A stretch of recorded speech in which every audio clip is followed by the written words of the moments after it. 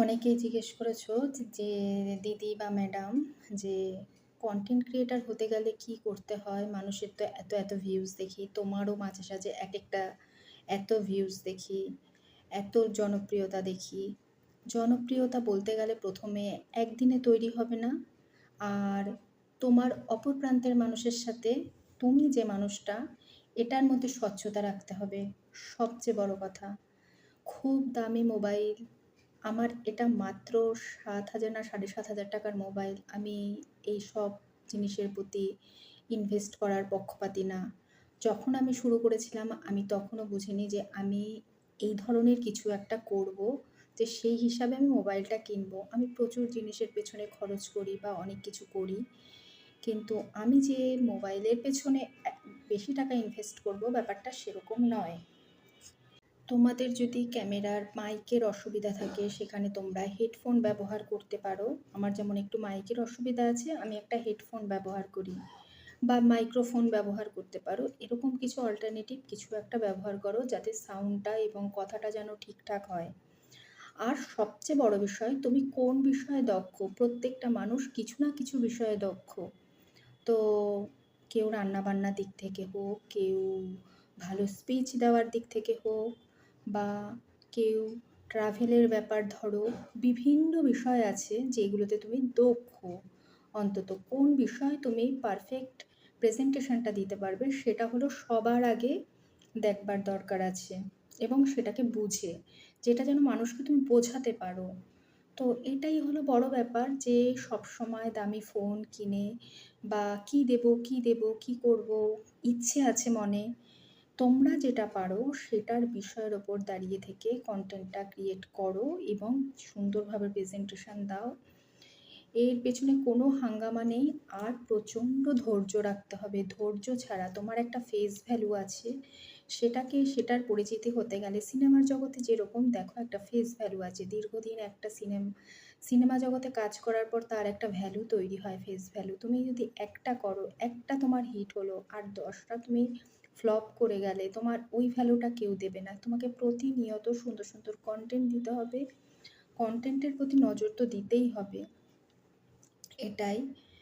তারপরে তো photo editing করার ব্যাপার আছে, কোনো ভিডিও এডিটিং করার ব্যাপার আছে, আমি এইসবের মধ্যে যাই না। তো যারা খুব অস্থির হয়ে যাচ্ছ যে ফেসবুকে পা রেখেই অনেক কিছু করতে চাইছো, দেখো আমি কিছুদিন আগে ভিডিওতে বলেছিলাম, যে লাইভে এসে বলেছিলাম যে এটা কিন্তু সবার জন্য নয়। এই ক্রিয়েটিভিটি দেখানোর প্ল্যাটফর্ম কিন্তু সবাই এটা চুজ করার করার যে ইচ্ছেটা বা ধৈর্যটা কিন্তু সবার থাকে না। এর প্রতি ভীষণভাবে ধৈর্যশীল হওয়া প্রয়োজন। যেরকম একটা ব্যবসায় প্রোগ্রেস করার জন্য ভীষণভাবে ধৈর্যের প্রয়োজন। যে কোনো কাজ পারফেক্টলি সেটা অ্যাচিভ করতে হলে প্রচণ্ড ধৈর্যের প্রয়োজন, এবং প্রচণ্ড পরিশ্রম করতে হয়, সেটা বুদ্ধি দিয়ে হোক আর শারীরিক ক্ষেত্রে হোক। প্রচণ্ডভাবে ধৈর্য ধরতে হয় প্রত্যেকটা কাজের ক্ষেত্রে। তো তবেই সাকসেস পাওয়া যায়। আর এই সাকসেসটা কিন্তু মানুষ সারা জীবন মনে রাখে, যে অতীতের কষ্টগুলোর কথা চিন্তা করে। তা হঠাৎ যদি তুমি সাকসেস পেয়ে যাও না, সেই সাকসেসটাকে কখনো মনে রাখতে পারবে না। তার কারণ তোমার ওটা কষ্ট করে অ্যাচিভ করা নয়।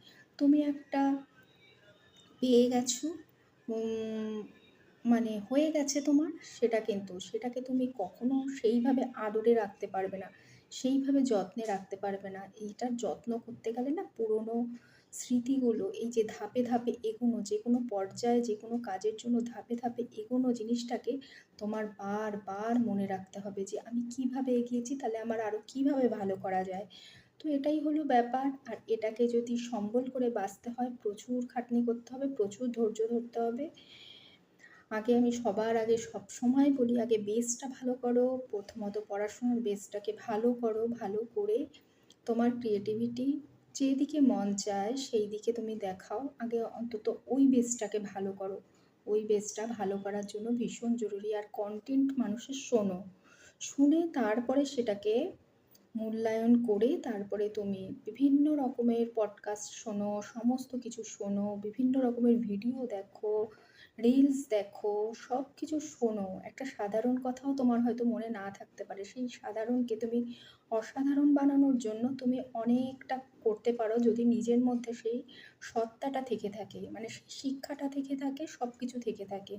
নাহলে না সেটা তুমি নিজে বুঝবে, না সেটা তুমি প্রেজেন্টেশন দিতে পারবে ঠিক করে। তো এটাই বলার ছিল, একজন কন্টেন্ট ক্রিয়েটারকে অনেক কিছু বই পড়ার মতন করে পড়তে হয়। তো এটাই হলো ব্যাপার, সব কিছু আগে শেখো, তারপরে নিজের প্রেজেন্টেশন দাও। প্রত্যেকে রান্নাবান্নার ব্যাপারে হোক, ধরো তোমার নিজস্বতা কিছু দেখাও।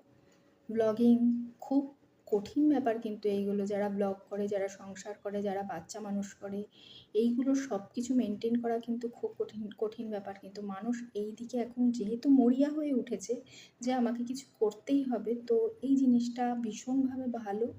আমি বলছি খারাপ কিছু নয়, সৎ পথে থেকে সৎভাবে রোজগার করো এবং ধৈর্য ধরে, ধৈর্যটা মাস্ট, এটুকুই বলার ছিল।